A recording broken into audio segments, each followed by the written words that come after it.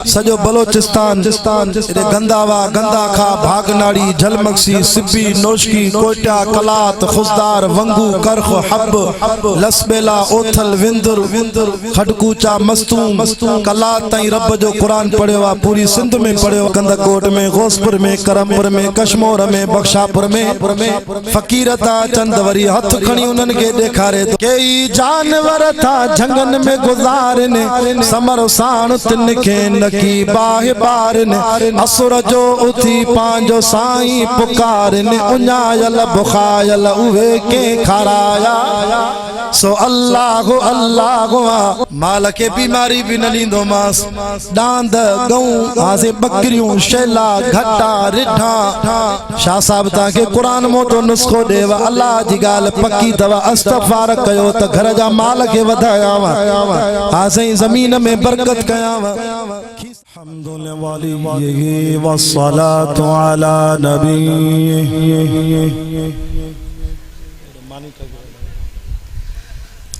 वल वज़न वल फज़ल वल अदल वन नज़्म वल अज़्म बिल जज़म बिवहदतिही बिकिब्रियाइही बिसुल्तानिन व बिइलानिन व बिइत्क़ानिन व बिईमानिन व बयानिन फी फुरक़ान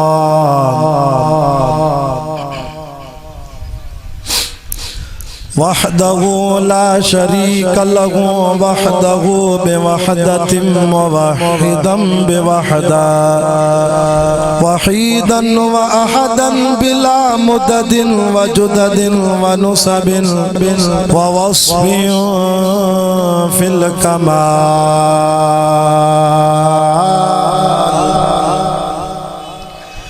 ला शरीक लहु वला नज़ीर लहु वला मिस्ल लहु वला मिसाल वला कुफुव लहु वला नज़ीर लहु वला मुशीर लहु वला शरीक लहु व नशहदु अन्न सय्यदना व सनदना व मासूमना व मनज़ूमना व मक़सूदना अजदर खल्क जदीरना आज़म खल्क व अनवर खल्क व अकमल खल्क व अशरफ खल्क व अजमल खल्क व अहसन खल्क मिन हुस्न वल इदारत वल हिदायत वल हिकाया वल इनायत वल अमामत वल इमामा अलाना व अजलाना व अतकाना व अजहदना व अजहदना व अकबरना व अख्तरना अहमद अनवर अजदर औसक अनवर अजमल अकमल सुम्मा नशहदु अन्न हबीब रब्बिना व समदना महबूब जदलना व नज़लना ईमानना मुबय्यिन फुरक़ानना हादी सबीलना रौनक जुदरानना व उदवतुन नुज़मतुन क़ुदवतुन रुतबतुन उसवतुन हसना व बिदलाइलिल क़ाहिरतिल ग़ालिबतिल ज़ाहिरतिल बातिना सईद इला सितरतिल मुल्तहा फी लैलतिल मिअराज कशफत दुजा सुम्मा दना फतदल्ला फकान क़ाब क़ौसैन औ अदना फ़अौहा इला अब्दिही मा औहा। जज़ाकल्लाह अल्लाह माजे अवा के कुरान जो हाफिज़ आलिम बड़ा अना गुरी सैयद जी खिदमत कई तो अल्लाह इन्हनि जे घरनि खे बरकत वारो वक़ाल अल्लाहु तआला फी मक़ामिन आख़र जेके कुरान वणे सुभान अल्लाह जेके हिन कुरान जो अदब आ सैयद जी ज़ात जो अदब आ आले रसूल जो अदब आ थोरो परे वारा थे सुरीय जो ता कुरान जे करे सुरी इंदो सैयद हबीबुल्लाह शाह दुआ तो करे अल्लाह कंदो कब्र में क़यामत में महशर में कुरान ता दे सुरी इंदो शफाअत वलक़द अरसलना इला समूद अख़ाहुम सालिहन अन इब्दुल्लाह डाडा जो सुभान अल्लाह जे करे अल्लाह जन्नत में तुझे ला जो ठाऊ का बाग हणाइंदो एक सिर सोन जी लगंदी बी सिर चांदी जी लगंदी वलक़द अरसलना इला समूद अख़ाहुम सालिहन अन इब्दुल्लाह फ़इज़ा हुम फ़रीक़ान यख़्तसिमून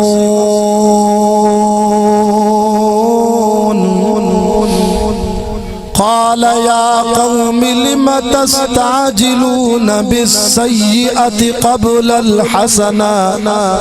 लौला तस्तग़फिरून अल्लाह लअल्लकुम तुरहमून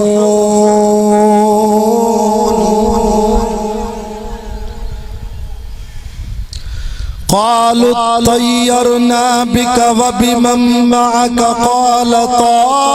ताइरुकुम इंदल्लाह बल अंतुम क़ौमुन तुफ़्तनून वकान फिल मदीनति तिस्अतु रहति युफ़्सिदून फिल अर्ज़ वला युस्लिहून क़ालू तक़ासमू बिल्लाहि लनुबय्यितन्नहु व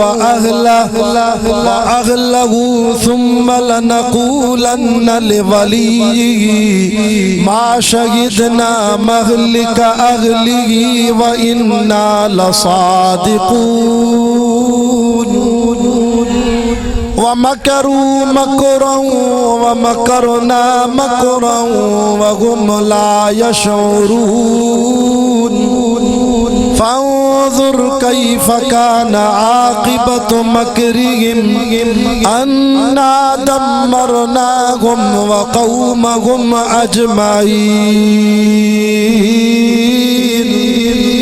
फतिल्क बुयूतुहुम खावियतम बिमा ज़लमू इन्न फी ज़ालिका लआयतन लिक़ौमिन यअलमून व अन्जयनल्लज़ीना आमनू व कानू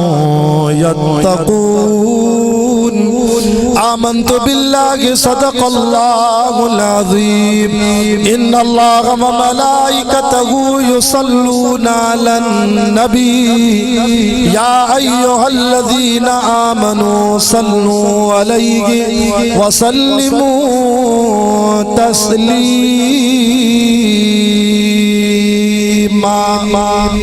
जगे जागो था आवाज़ बुलंद मुझे नानी नबी मिठे पाक मोहम्मद रसूलुल्लाह सल्लल्लाहु अलैहि वसल्लम जी ज़ात अक़दस ते ॾाढा दुरूद पाक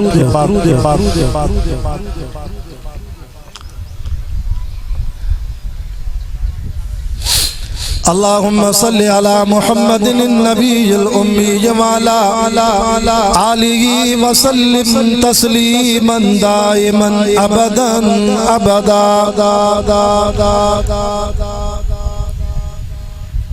अवल तारीफ उन जी जै जोड़ियो ही जान असां बुखारी सैयद पंहिंजे वाइज़ में पीरन जो कलाम भी पढ़ूं रब जो कुरान भी पढ़ूं जेके ॻाल्हि वणे सुभान अल्लाह चवे अल्लाह तव्हांजे कणकनि जे फसल में बरकत फरमाए छा त ख़ल्क़ आई आहे सॼो पिंडाल भरिजी वियो पोते छो था ॾिसो सैयद ते एतबार न अवल तारीफ़ उन जी जै जोड़ियो ही जहान हिन साल त वरी सोशल मीडिया जो साथी असांजो दोस्त भाऊ परवेज़ अहमद पल साहब भी घुरायो थव जेजू आए परवेज पल जे ऑफिशियल इन पेज ते मां मौलाना फिरदौस साहब के मुबारक तो दियां जो अवां जो ही जलसो सजी दुनिया पई दिसे अवां जा चेहरा हिन वक्त मक्के मदीने जा मानू दुबई जा मानू भी पूरी दुनिया जा मानू ता जे हिन सालाना जलसे के ॾिसी रहिया आहिनि अल्हम्दुलिल्लाह अवल तारीफ़ उन जी जंहिं जोड़ियो ही जहान नवाज़े नेमतुन सां पोइ कयई किरोड़े एहसान अशरफुल मखलूकात चई वे तर वधाय मानो सचो जो सुबहान फबि अय्य आलाई रब्बिकुमा तुकज़्ज़िबान मां दुआ तो कया अल्लाह इन में जेके बे औलाद वारा उनके नरी ना साले औलाद अल्लाह सभिनी के कर्जन मर्जन को बचाए आमीन जो डाडिया शादो फरमाए सारी रात जागी जिन याद कयो सुबहान आशिक को अब्दुल लतीफ चवे तन जी मिट्टी भी लथो मान ओ कख सड़ने पन सड़न सड़े साओ गाहो जनरी जायो अल्लाह तो न चेतन के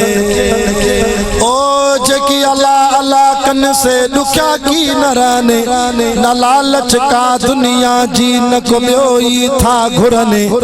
से सदाई खुश रहन जनरी जायो पंजे रब के जज़ाकल्लाह सुबह घरों निकतम इन जलसे जे लाए पांजे वालिद मोहतरम हजरत मौलाना साईं सैयद अब्दुल गफूर शाह बुखारी 80 साल उम्र मुझे वालिद साहब जी हिन महल पांजे मदरसे में बुखारी शरीफ पढ़ाईंदान बाबे के चमद तांजे प्यारन दोस्तन दे टोड़ी जे इलाके में वना तो दुआ गुरो साईं मौलाना फिरदौस साहब भाऊ अब्दुल वाजिद जो जलसो अल्लाह कामयाब फरमाए तांजे तवां जे ला वालिद साहब को दुआ घुराए पोतो आया जलसे में अल्लाह मुझी हाजिरी कबूल फरमाए शादो फरमाए सरदार जे सदके सभिनी के मान मिलो वा अल्लाह तो के हर साल मदीनो देखा सरदार जे सदके सभिनी के मान मिलो वा महबूब मिठे जे खातिर ही कुरान मिलो वा सलवात अदा पढ़त वयल भाग वरे तो ईसा मूसा नूह नबी उते रोवंदा पया अरबी अद हलो मुझा मिठा उते चवंदा पया जान बयारो अरबी कजे प्या यार कबा कादे प्यार मिले जे पुनल जो तब्या प्यार कबा कादे सरदार अरबी जे हूंदे हिते हथरा दू सरदार कबा हिकड़ो ई गुल गंजवा तब्या हार कबा मुझे महबूब मोहम्मद के डिठो जन कवारे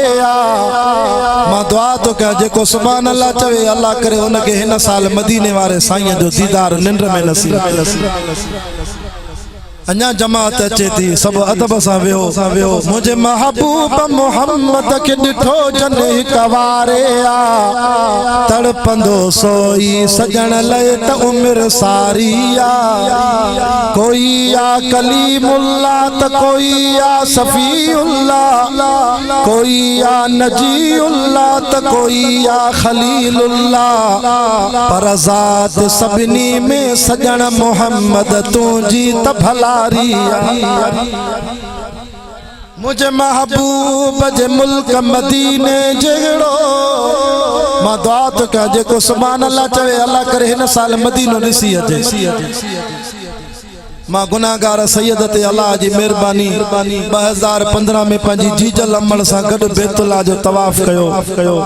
ऐं हिन कुरान जी ड्यूटी ॾिनी आ सॼो बलोचिस्तान एॾे गंदावा गंदाखा भागनाड़ी झलमक्सी सिब्बी नोशकी कोयटा कलात खुजदार वंगू करख हब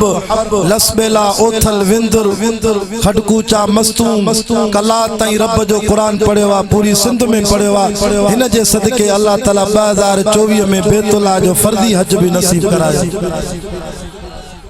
सिंध जो को शहर न छड़ियो जिते रब जो कुरान न पढ़ियो होजे वरी हाने ताज़ो मदीने को 2 महीना अग में मोटियाऊं पांजे खानदान अहल बेतन समेत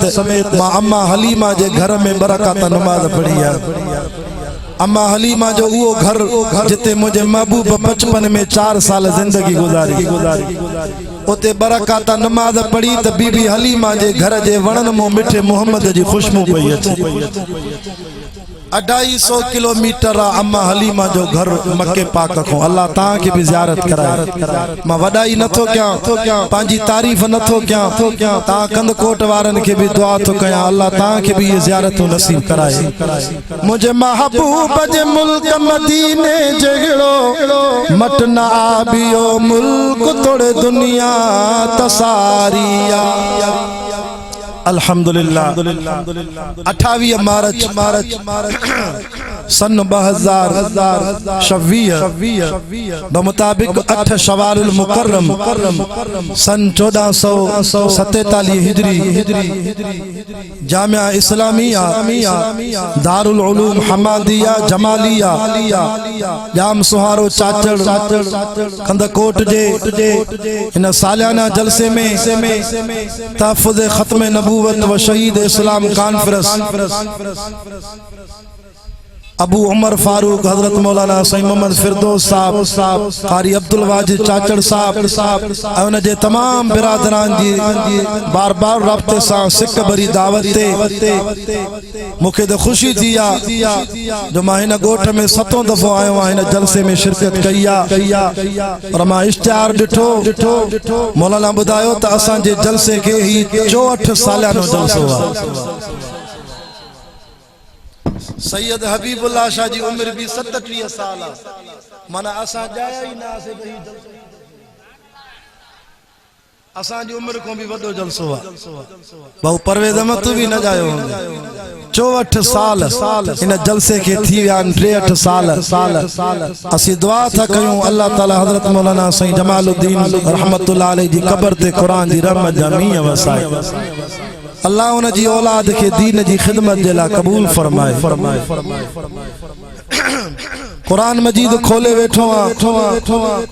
19 सिपारो खुलल्ला सूरत जो नालो आहे नमिल जेमा 7 आयतूं तिलावत कयूं आहिनि। कंदकोट वारो कुरान जी महफिल में वेहण वडो सवाब आ। असांजे नाने नबी मिठे पाक मोहम्मद रसूलुल्लाह सल्लल्लाहु अलैहि वसल्लम फरमायो जेको मुसलमान के आलिम जी ज़ुबान मो कुरान जी हिकड़ी आयत समझे तो अल्लाह ताला उनके 100 रकात नफल जो सवाब तो दे। लाडा जो सुभान अल्लाह 100 रकात अज सैयद आलिम जी ज़ुबान मा 7 आयतूं कलाक जे अंदर मुझो टाइम कुरान जो समझंदे वरी मुके बलोचिस्तान सफर करणो आ ओदे प्रोग्राम बेरून ओस्ता मोहम्मद 7 आयतूं कुरान जो समझंदे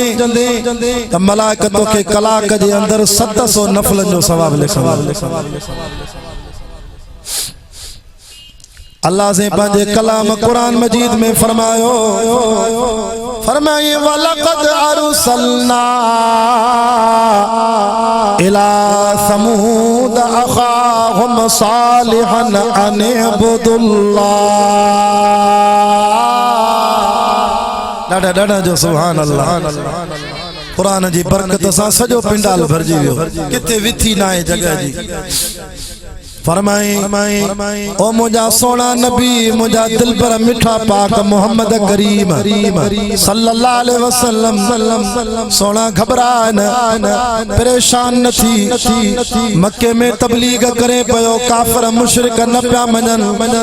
तोखे दिल जाए देण जे ला मां अल्लाह अगे नबियन जा वाक़या तो बुधाया। ओ मुझा दिल पर नबी तोखो अग में भी मां एकलो नबी मोकलियो हो जंजो नालो साले अलैहिस्सलाम समूद जी कौम दे आयो। 11 लाख आबादी हुई मर्द औरतों नंढा वड्डा सगीर कबीर 11 लाख मानुन दे मां अल्लाह साल नबी मोकलियो तबलीग कयई दीन जी दावत दिनई। वडा ताकतवर मानू आ साईं काथे रहंदा हा समूद जी कौम जो रब तारुफ तकरा कुरान जी हिकड़ी आयत के वरी बी आए त खोली दिया तशरी कंदिया वरी बी जाते अल्लाह सही न क़ौम जो बयान कंदे फरमायो वल फज्र वल यालिन अशर वश्शफ़ई वल वत्री वल लैल इज़ा यसिर हल फी ज़ालिका क़समुल लिज़ी हिज्र अलम तर कैफ़ फ़अल रब्बुका बिआद। हथमते करे जो कुरान सच्चो आ जेको खणी आयो वो मलाइक जिब्रील भी सच्चो आ। कुरान जे सोने मोहम्मद जे कल्ब ते लथो सोनो मोहम्मद भी सच्चो आ। थोरो डबलिंग इको घटाए हिकड़ो आवाज रे खोले जो उस्ताद मां बलोचिस्तान ते दुआ कंदो वेंदो मैं तमाम लाउड भलो तो हलाई अल्लाह कंदो जन्नत में भी इको साउंड जो दुकान खोलींदे वलक़द अरसलना अलम तर कैफ़ फ़अल रब्बुका बिआद इरम ज़ातिल इमाद अल्लती लम युख़लक़ मिस्लुहा फिल बिलाद। समझ में अचे तो ना आवाज वसमूद अल्लज़ीना जाबुस सख़रा बिलवाद। समूद जी कौम एडी ताकतवर कौम हुई जो जबलन के कटे घर ठाईंदा जबलन में पंजा बंगला ठायूं एडा मजबूत मानू आ कद भी उनन जा वडा अगे में जेके इंसान जमंदा उनन जा कद वडा हुंदा दादे आदम जो कद भी खैरपुर जी खजी को मथे हो एदा खैरपुर में खजी ॾिठियूं न इनन को मथे हो दादे आदम जो कद पो ही अल्लाह ताला वरी घट कंदो वे आस्ते आस्ते कद नंढा थींदा विया हाणे आखिरी नबी जा उम्मती बचाऊं वनी चैन फुटन दे चैन 5 फुटन दे न त अग में कद वडा हुंदा हथ भी वडा टंगू भी वडियूं जान भी ताकतवर जबलन के कटे घर ठाईंदा रांदा काथे आ मक्के मदीने जे विच ते हिकड़ो तबूक जो इलाको आ उते जबलन में या कौम रहंदी पर नबी उन्हनि के केड़ी दावत ॾिनी सुभान अल्लाह कर त कुरान पढ़ा हर नबी या दावत ॾिनी समूद जी कौम के भी साले नबी चयो क़ाल या क़ौमी बुदुल्लाह इबादत कयो त अकेले अल्लाह जी कयो सजदे जे लायक केरा हथ मथे करे बुधा नजरो न्याज जे लायक केरा मां मुशरिकन के भी चोंदो आ कुछ गैरत धारियो छो था बियन जे दरन ते सजदा कयो हर नमाज में फजर में ज़ोर में असर में मगरिब में जज़ाकल्लाह इशा में हर रकात में तवा इशराक में चाश्त में अवाबीन में नफलन में तहज्जुद जी नमाज में तरावीह में अल्लाह जे आडो हथ बधी सूरत फातिहा में ता छा चवंदा हो इय्याका नअबुदु अब ये लफ्ज पढ़दा हो न पढ़दा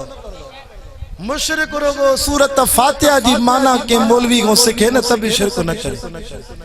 कुरान जे आडो मस्जिद में चे दो इय्याका नअबुदु व इय्याका नस्तईन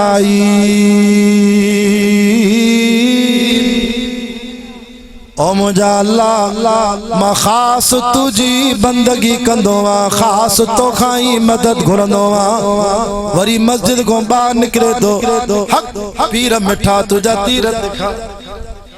वरी व्यंजन नाराज या गौस बहावल बेड़ा धिक वहा भी वधी विया सोनी कलंदरी वारा कलंदर पारत दी भेज पगारा भेज सई कंबर वारा मां चेड़ाण जे लाइ ये लफ्ज नथो चवा कंदकोट कश्मीर जा मुसलमानो सैयद जे हथ में कुरान मां सई अब्दुल्ला शाह बुखारी वांगुर ता जो ईमान तो बचाया अरे मुशरिक नमाज में रोज मां अल्लाह से सा मस्जिद जे आडो वुजू जी हालत में वायदो तो करे त इय्याका नअबुदु व इय्याका नस्तईन रब तुझी मदद खपे तो खाई घुरंदो आ वरी बार अल मदद या रसूल अल्लाह जा नारा थोणे या अली मदद जा नारा थोणे चरियो नथी मां अल्लाह से सा जेको वायदो तो करे उन वायदे ते पक्को त थी ॾाढा जो सुभान अल्लाह ये गालियों इन करे तो ॿुधायां त मन शिरक को बची पाऊं त असांजी नमाज रोज़ा कबूल पवे। अब इशा नमाज पढ़ता हो ना, 4 रकाता फर्ज, 2 रकाता सुन्नत, 2 नफल, 3 रकाता वितर वाजिब। उन वितर वाजिब जी 3 रकात में ता केड़ी दुआ पढ़दा हो? गालायो दुआ कनूत। उन दुआ कनूत जी माना कंद कोट जेके मौलवी वट सिख त भी शिरक न कनि। अल्लाह सेंगे जेदो अल्लाहुम्मा इन्ना नस्तईनुका, ओ मुझा अल्लाह मां खास तो खाई मदद वठंदो व नस्तगफिरुका, रब खास तो खाई माफी तो घुरा व नुमिनु बिका, ओ रब तुझी जात ते असां जो ईमान व नतवक्कलु अलैका, रब असां जो भरवसो यकीन भी तो ते आ। अरे रात जो मस्जिद में रोजानो चलो तो ते यकीना भरवसो आ। वरे सुबह दा कंदकोट में, गौसपुर में, करमपुर में, कश्मोर में, बख्शापुर में फकीर ता चंद वरी हथ खणी उन्हन के देखारे तो फकीर मुझी किस्मत में शा लिखल। फकीर भी एड़ो निभागो जे ही लकीर चवे थी तो 2 शादियों कंदे। ये लकीर अचे थी त कंदकोट में दुकान न खोल जाए, कश्मीर में खोल जाए, फायदो न थींदो। पाण 50 रुपए जे लाए तुझे गोठ में गर्मी में नाली ते पिने तो वरे तोखे तकदीर जा फैसला दो। खबरदार, मुझे महबूब सल्लल्लाहु अलैहि वसल्लम फरमायो जेको पांजो हथ खणी पांजी किस्मत जा फैसला तकदीर जा बेन को कराइंदो, यकीन कंदो त उन जी न नमाज कबूल आ न रोजो कबूल आ। 40 ॾींहं जी इबादत सड़ी वेंदस। ला युकल्लिमुहुमुल्लाह, एड़े बदबख्त सां क़यामत ॾींहुं अल्लाह ॻाल्हाईंदो भी न। वला यंज़ुरु इलैहिम, अल्लाह इन्हनि नज़र भी न कंदो। वला युज़क्कीहिम, अल्लाह इनखे पाक भी न कंदो। ओडो अल्लाह से सा बचपन में तो मस्जिद में उस्ताद जे आडो गोडा भनी केड़ो वायदो करे आई? आमन्तु बिल्लाहि व मलाइकतिही व कुतुबिही व रुसुलिही वल यौमिल आखिर वल क़द्र खैरिही व शर्रिही मिनल्लाहि तआला वल बास बादल मौत। ईमान मुफस्सल, रब तुझी जात ते ईमान आ, मलाइकन ते ईमान आ, किताबन ते ईमान आ, रसूलन ते ईमान आ। भली तकदीर बुरी तकदीर तुझे हथ में आ। अखबार पढ़ता, अखबार में शिरक, अखबार में लिखल आता जो अजो को डी किया गुजरदो, डेट ऑफ बर्थ खणी आ त 17 दा बुधाइन। इनन ते यकीन न कजो छो त सूरत लुकमान में अल्लाह से चई दिनो आ इन्नल्लाह इंदहु इल्मुस साअ। कुरान सच्चो आ। क़यामत जो इल्म के हाथ मथे करे बुधाए। व युनज़िलुल गईस, बरसात जो इल्म के आ। मौसमियात खाते वारन चयो त 25 मार्च ताईं सिंध में वरी बरसात थींदी। माता को पुछा तो हिते बरसात थी? माना त ये कूड़ा था, ये उके धुके ते हलन था। बाबू बताए तो अब्दुल मालिक तो बताए त मौसमियात खाते चयो त 28 मार्च ते घणो न निकिर जो वडो मींह वसंदो। चाचड़ परेशान थी विया त असांजो जलसो कीअं थींदो। पर आलिमन सैयदन जो, बुजुर्गन जो, दरगाह हाले जी शरीफ जो, अमरोड शरीफ जो, बुजुर्गन जो ताके दुआऊं, अल्लाह जो कसम रब सिज कढी दिनो, जलसो चाचड़न जो कामयाब थी। अल्लाह साईं जी गाल सच्ची आ। कुरान में चोते त केखे भी खबर नाए ये मौसमियात खाते वारा मशीन जा मोहताजन, मां खुदा बगैर मशीन जे जानी दो। व यालम मा फिल अरहाम,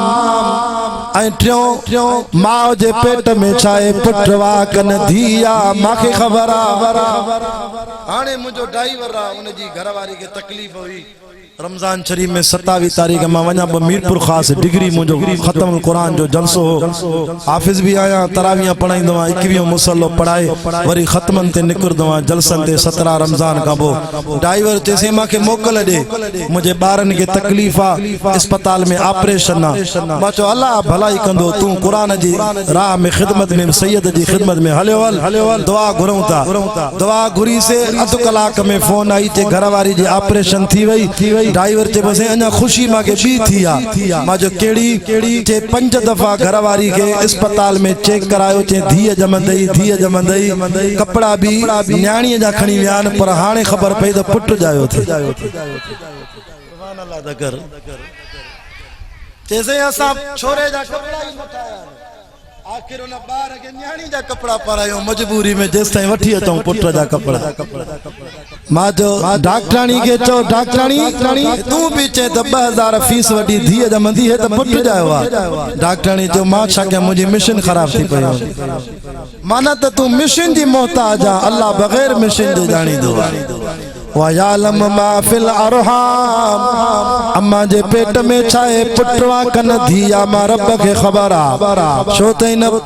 नुतफे मा इन पानी मा पलीत पानी मो हेड़ा लालन जेड़ा मोती भी तमा तो ठाया ना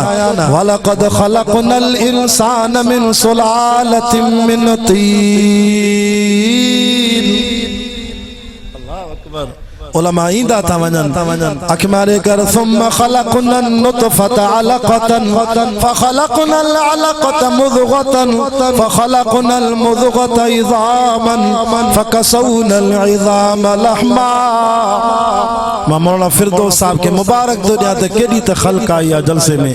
मानू गर्मी में कुरान था बदन अल्लाह इन जी हाजिरी कबूल फरमाए ثم خلقنا النطفة علقة فخلقنا العلقة مضغة فخلقنا المضغة عظاما فكسونا العظام لحما ثم أنشأناه خلقا آخر فتبارك الله أحسن الخالقين सदके वना कुरान जे समझाण ता रब जी कारीगिरी त माओ जे पेट में टिन ओंधान में खल्कम मिन बाद खल्कन फी ज़ुलमातिल सलास एक माओ जे पेट जी ओंधाई वरी रेम जी ओंधाई वरी सने पर्दे जी ओंधाई टिन ओंधान में केड़ो त लालन जेड़ो मोती ठायो ते सब्बिह इस्म रब्बिकल आला अल्लज़ी खलक फसवा संदन सा बराबर कहीं लूलो लंगड़ो न कहीं बाबा सा बराबर कहीं वल्लज़ी क़द्दर फहदा वल्लज़ी अख़रजल मरआ फजअलहु गुसान अहवा अरे कणक जो सलो तो निकरे जमीन के चीरे करे जेको सलो तो निकरे वो भी हिक्का चे तो मां भी हिक्का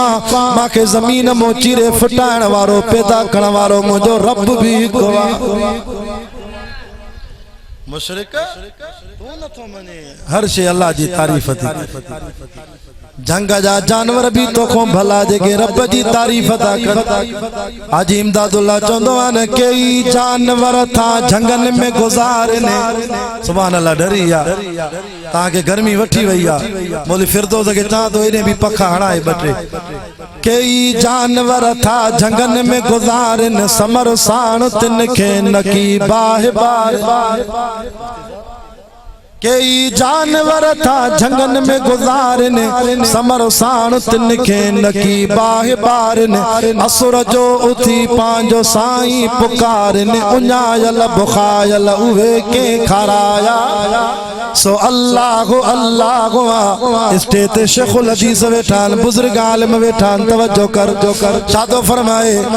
करे कमन पांजन में पांच सिधाई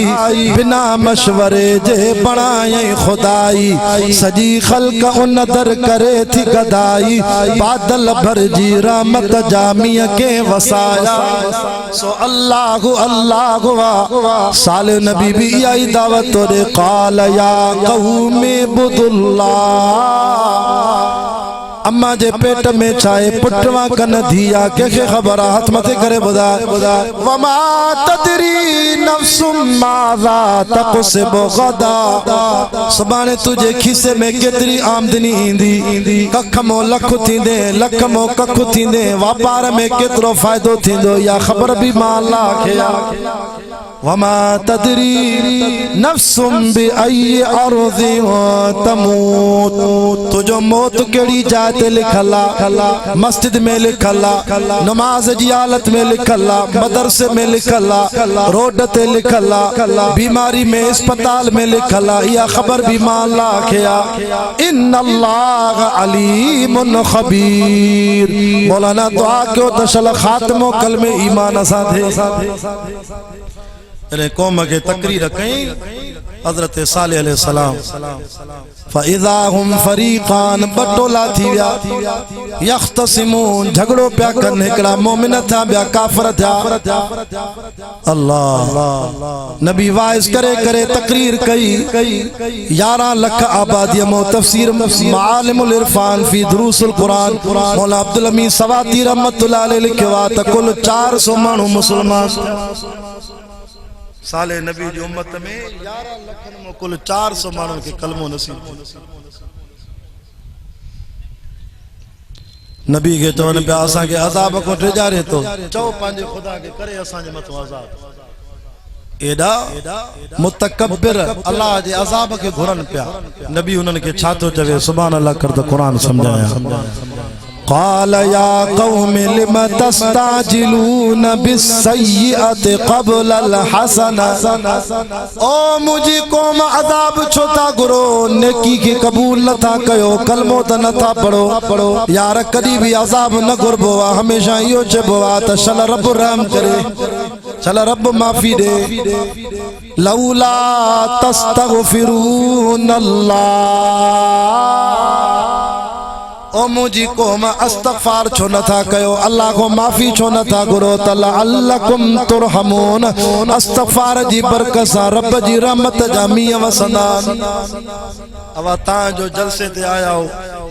कसम थव अल्लाह जो ता मुर्शिदन को आलिमन को वलियन को केड़ी दुआ गुनाईंदा हो त साईं दुआ गुरो त असांजो माल घटे या वधे ब दुकानन त 4 थन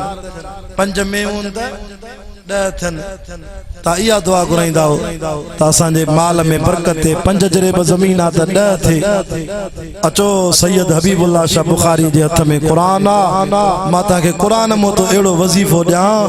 जो इंशाअल्लाह रब ता के 3 इनाम दींदो जे तो मां माल वधाईंदो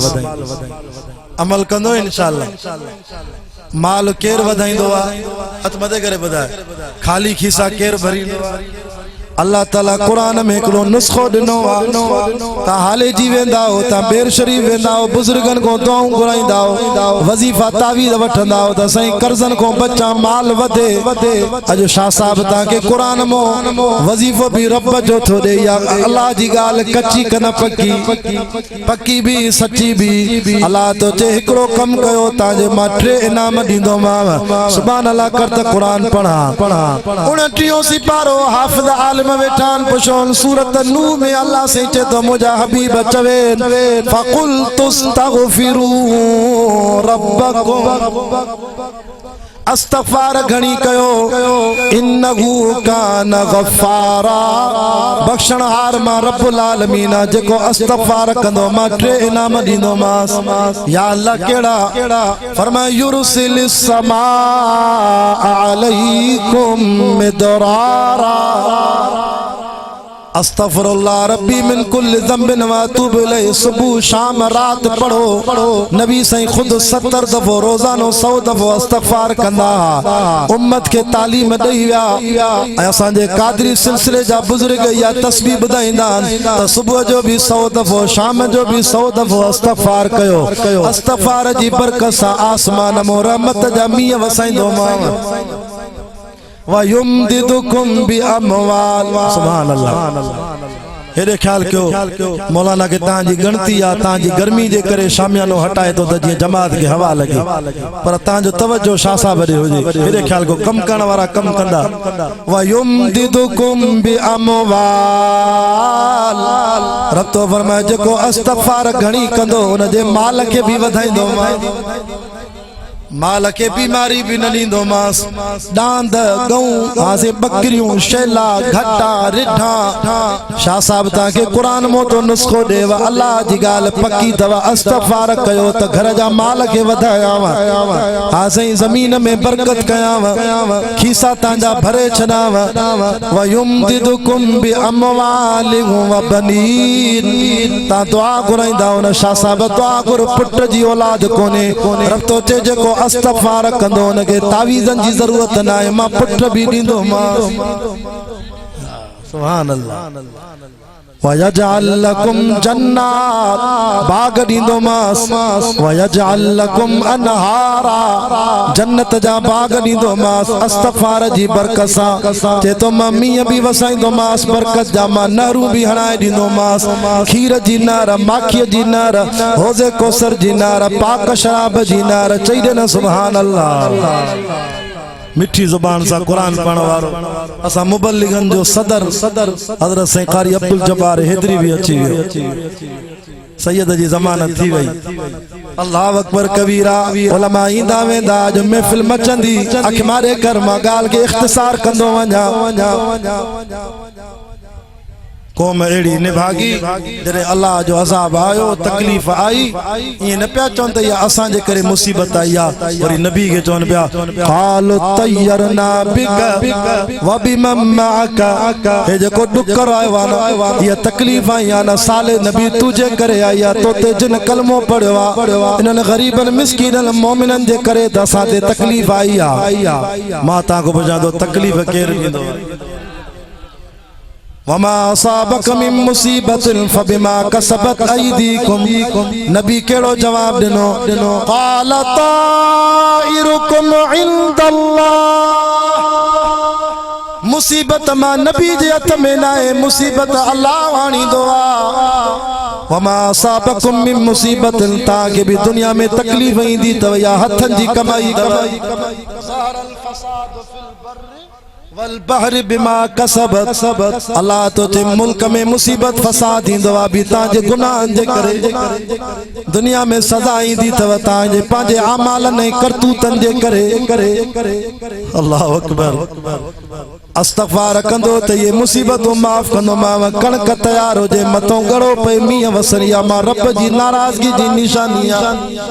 चल रब मुसीबत तारे ईद जे दियो बरसात ठई आई कंदकोट जा मानो बाबे दे फोन पिया कन साईं अब्दुल गफूर शाह दे शाह सब दुआ गुर ता जे मदरसन के कणक दींदाऊ जे मदरसन उलमा जी खिदमत कंदाऊ दुआ गुरो त मीह टरी वने त फसल असन महफूज है त वरी दीन अवदारन के दो वाले साहब दुआ गुराई तालिबन को जमात को अल्लाह अकबर कबीरा नव बदमाश उठा साले नबी जी कौम में चौन पिया त रातों रात नबी ते हमलो कंदासे शहीद कंदासे पो भजी वेंदासे वकान फिल मदीनति तिसातो राती युफसिदून फिल अर्द वला युस्लिहून कालू तकासमू बिल्लाहि लनबयतन्नहु व अगलहु सुम्मा लनक़ूलन लिवलिय्यिहि मा शहिदना महलिक अहलिहि व इन्ना लसादिकून रातों रात भजी वेंदासे चौंदासे असा गोठ में ना आसे नबी जे घर ते हमलो पिया कन पर जेके रब रखे त के केर चखे जंजो रब तेंजो सब नबी जी हिफाजत करण वारो केरा हाथ मथे करे बुधाए वल्लाहु यासिमुक मिनन नास मुजा सोना मोहम्मद तू भी न घबराए तुझी हिफाजत भी मां अल्लाह कंदुम हे जो आया कुरान तो फरमाया व मकरू मकरऊ व मकरना मकरऊ व हुम ला यशूरू पता ही न नबी जे घर ते त आसमान मुका छिप गिरी नवनी बदमाशन ते मौत आयो मां ने टियों दफो मक्के मदीने वियोस उमरे ते मां ताइफ में एकड़ी मस्जिद डिठी नंढड़ी मस्जिद रसूलुल्लाह जैसे दिसो हुजूर साईं हिते नमाज पे पढ़न ताइफ वारन वडो पत्थर खणी उछलियो त मुसलमानन जो नबी खत्म थी वने दीन खत्म थी वने एडो अल्लाह ताला मलाइकन के मोकलियो ब पत्थर ब्या खणी आया जेको पत्थर उनन उछलायो मलाइकन हेठों ब पत्थर दिना उन पत्थर के रब बियारे छड़ियो मिठे मोहम्मद जी हिफाजत कई 1400 साल थी वान अज भी वो पत्थर निशानी तो बीठो मारण वारे को बचाइण वारो डाडो वा जल्दी गालायो कलाक मुजो टाइम हो 15 मिनट मुजा बचान में खत्म करण वारो आ अल्लाह अकबर कबीरा बचाइण वारो डाडो आ मुझे मोहम्मद जी भी हिफाजत कई नबियन जी भी हिफाजत कई सल्लल्लाहु अलैहि वसल्लम वो अल्लाह जो अज़ाब आयो न क़ौमते हाज़ी कुरान तो फरमाए कज़्ज़ब समूद बितक़वा नबी के चौंदा जे सच्चो नबिया त असा के जबल मो ढुकी डाची कढी दे अल्लाह फरमा नबी घबराए छो तो नबी मौजज़ो तू जो वा हुक्म मा अल्लाह जो वा मा रब जी ताकत मथे आ मा चैन तरीकन सा खलकत के पैदा कियो आ नंबर पहिरो तरीको मा रब औलाद दिनी आ पी मां जे जरिए जे तवा सा इते वेठा हूं अब्बो भी आए अम्मा भी आए पी मां जे जरिए रब ता सा के भी खल कियो आ वरी बियो तरीको अल्लाह तो फरमाए मां जो पैदा करण ते अचा तमा पी जो भी मोहताज नाया मुर्स जो मोहताज नाया बिना शादी जे बीबी मरियम जे पेट में ईसा नबी के पैदा कयो वज़कुर फिल किताब मरियम इज़िन तबज़त मिन अहलिहा मकानन शर्क़िया फत्तख़ज़त मिन दूनिहिम हिजाबा फ़अरसलना इलैहा रूहना फ़तमस्सल लहा बशरन सविया क़ालत इन्नी अऊज़ु बिर्रहमान मिनका इन कुन्त तक़िया क़ाल इन्नमा अना रसूल रब्बिक लिअहब लक गुलाम मन ज़किया क़ालत अन्ना यकूनु ली गुलामु वलम यमससनी बशरु वलम अकु बग़िया क़ाल कज़ालिक क़ाल रब्बुकी हुवा अलैया हय्यन कंदकोट जा मुसलमानो बिना पीउ जे बिना मुर्स जे बिना शादी जे बीबी मरियम के रुगो जिब्रील जी फूक सा ईसा नबी पैदा करण वारो केरा वरी टियों तरीको मां अल्लाह जो औलाद देण जो मां रब जी ताकत मथे आ चेतो पीउ न हुजे नरु न हुजे मादी न हुजे ॾाढे आदम जी कुख मो बीबी हवा भी मां पैदा कई हिते न अबो आ न अम्मा है न नरु न मादी वो भी मुझो रब तो फरमाए डाची निकती जबल फाटी पियो उलमा तफासिर लिखंदा वडी डाची ढुकी अल्लाह ताला कडी देखारी सुभान अल्लाह मौलाना अब्दुल हमीद सवाती रहमतुल्लाह अलैह लिखे वा दुरूसुल कुरान में 90 फुट मुरब्बा मील ते रगो वा डाची वेंदी ए ता जो प्लाट भी 60-70 फुट हिन को वडी डाची इन प्लाट ते वे ऐ 400 मोमिन शाम जो बाल्टी खणी इन डाची मो खीर दुआंदा त हिकु हिकु मोमिन 5-5 किलो खीर बाल्टी में घर खणी हिसाब त कयो त वेले ते रुपए दे अल्लाह जी डाची अल्लाह पर जालिमन कदर न कयो फकज़बू फअकरूहा फदमदम अलैहिम रब्बुहुम बिज़ंबिहिम फसवा अल्लाह जे दिनल मौजज़े जी ना कदरी कयो डाची जा पैर कटियो खुदा जो अजाब आयो फंजुर कैफ कान आक़िबत मकरिहिम अल्लाह तो चे मुजा हबीब मक्के जे मुशरिकन के चो दिसी चन समूद जी कौम जी तबाही दमरनाहुम कौमहुम अजमईन सजी कौम के तबाह कयो उनन जा घर वीरा लगा प्यान जबलन में घर बंगला उनन जा वीरान प्यान इन्हन के चो सुधरो नतमा अल्लाह जो अजाब सख्ता साईं बच्ची केर विया व अंजैनल लज़ीना आमनू व कानू यत्तकून बच्चा उहे जिन कलमो पढ़ियो जिन तकवा वारी जिंदगी इख्तियार कई ता भी हथ मथे करे जो जमीयत उलमा इस्लाम जो साथ दींदा से बुजुर्गन जो साथ दींदा से अल्हम्दुलिल्लाह अज मूसा नात खान कोने साण रात जो दावत ही मौलाना मोहम्मद इब्राहिम साहब के मेमण साहब के सवारी कोन हुयसे सुबह चे इलाज करे साईं रात गड जलसो आ ता सा मुखे वठी अल शाह साहब मा 10 मिनट जमात के पाजो तारुफ कराए मौली फिरदौस जी दावती मा बयान कंदुस एतरो टाइम मौली इब्राहिम वठंदो जेतरो नात खान टाइम वठंदो आ अलिया मौलाना इब्राहिम साहब कारी साहब जी मोहब्बत भरी इजाजत सा मुझा 10 मिनट बचा मैं उहे साईं जे हवाले क्या तो बयान करे मुख्तसर वो हजरत साईं कारी साहब की दावत दींदा दुरूद शरीफ पढ़ो ता के बुधाए।